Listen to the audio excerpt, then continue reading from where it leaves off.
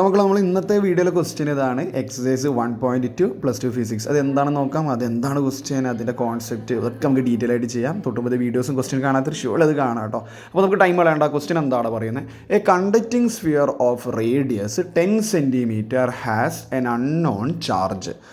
If the electric field 20 cm from the center of the sphere is 1.5 into 10 cube Newton per coulomb and points radially inward.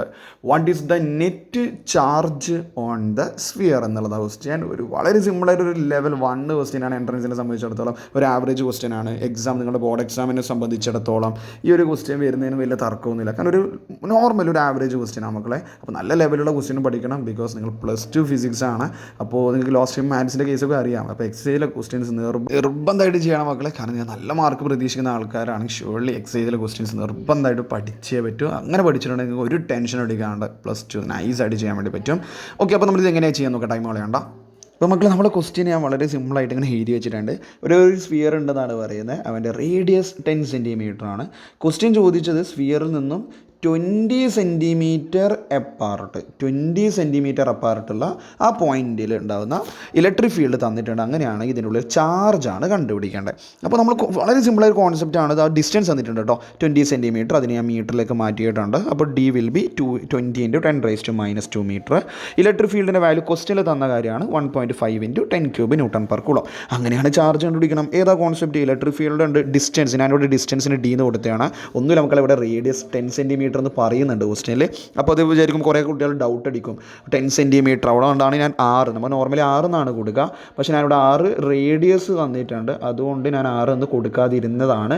അപ്പോൾ ഇതിൻ്റെ ആവശ്യം നമുക്ക് അവിടെ ഇല്ല. ഉണ്ടോ റേഡിയസ്? അവിടെ ഡിപ്പെൻഡൻസി വരില്ല. കാരണം സെൻറ്ററിൽ നിന്നുള്ള ദൂരം തന്നെ തന്നിട്ടുണ്ട്, സർഫേസിൽ നിന്നല്ല.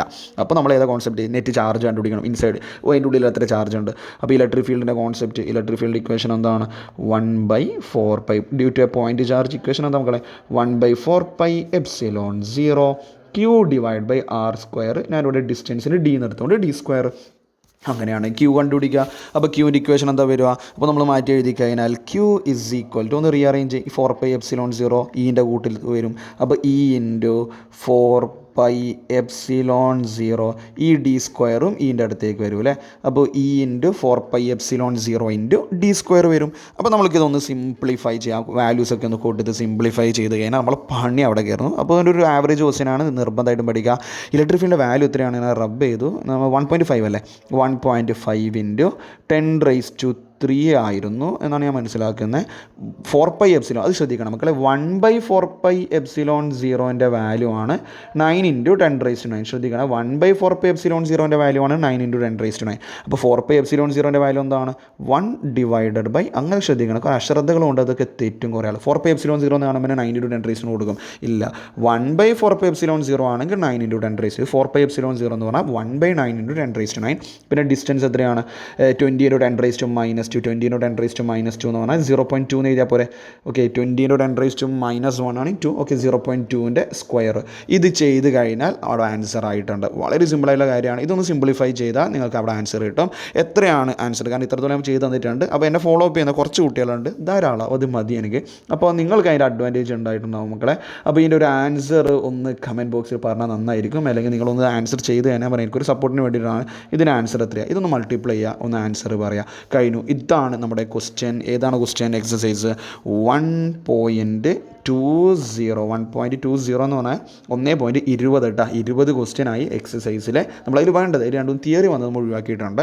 അപ്പോൾ നെക്സ്റ്റ് ക്വസ്റ്റ്യൻ നമുക്ക് അടുത്ത ടോപ്പിക്കുമായിട്ട് അടുത്ത ക്വസ്റ്റ്യനായിട്ട് വീണ്ടും കാണാം. ഒരു 3-4 ക്വസ്റ്റ്യൻ കൂടി NCERT ഇപ്രാവശ്യമുള്ള പുതിയ ടെക്സ്റ്റ് ബുക്കിൽ. അതിൽ ഐ തിങ്ക് അടുത്ത ക്വസ്റ്റ്യൻ ഞാൻ ഓൾറെഡി ചെയ്തിട്ടുണ്ടെന്നാണ് തോന്നുന്നത്. ഇൻകേസ് ചെയ്തിട്ടുണ്ടെങ്കിൽ ഞാൻ അടുത്ത വീഡിയോയിൽ പറയും ഓൾറെഡി ചെയ്തിട്ടുണ്ട് മക്കളെ, ഒന്ന് കണ്ട് നോക്കണം എന്ന് പറയും. കാരണം ഓൾറെഡി ഞാൻ കുറച്ച് ഇമ്പോർട്ടൻറ്റ് ക്വസ്റ്റ്യൻസ് എന്നൊക്കെ പറഞ്ഞിട്ട് നീറ്റ് എൻട്രൻസ് ലെവൽ മാത്രം ചെയ്തിട്ടുണ്ട്. അപ്പോൾ ഞാൻ മെൻഷൻ ചെയ്യാതെ ക്വസ്റ്റ്യൻ എന്നുള്ളത്. അപ്പോൾ അങ്ങനെയാണെങ്കിൽ നമ്മളൊന്ന് അത് ചെയ്യില്ല, അതിൻ്റെ അപ്പുറത്ത് ക്വസ്റ്റ്യൻ ചെയ്യും. ചെയ്യാത്തയാണെങ്കിൽ ഷുവർ നമുക്കിവിടെ ചെയ്യാം. അപ്പോൾ നിങ്ങൾക്ക് ക്ലിയർ ആവാൻ വിചാരിക്കും. കറക്റ്റ് നോട്ട് ചെയ്ത് വെക്കണം മക്കളെ. കാരണം നിങ്ങൾ വേറൊരാൾ ഡിപ്പെൻഡ് ചെയ്യേണ്ട, സ്വന്തം കാര്യം നോക്കിയിട്ട് ബോർഡ് എക്സാം ക്രാക്ക് ചെയ്യുന്നതോടൊപ്പം എൻട്രൻസും കൂടി ക്രാക്ക് ചെയ്യാനുള്ള ചെറിയ രീതിയിലൊരു സ്റ്റെപ്പ് കാലെടുത്ത് വെക്കാൻ വേണ്ടി നോക്ക്. സോ നെക്സ്റ്റ് സെഷനിൽ അടുത്ത ക്വസ്റ്റ്യനായിട്ട് വീണ്ടും കാണാം കേട്ടോ. Okay, thank you.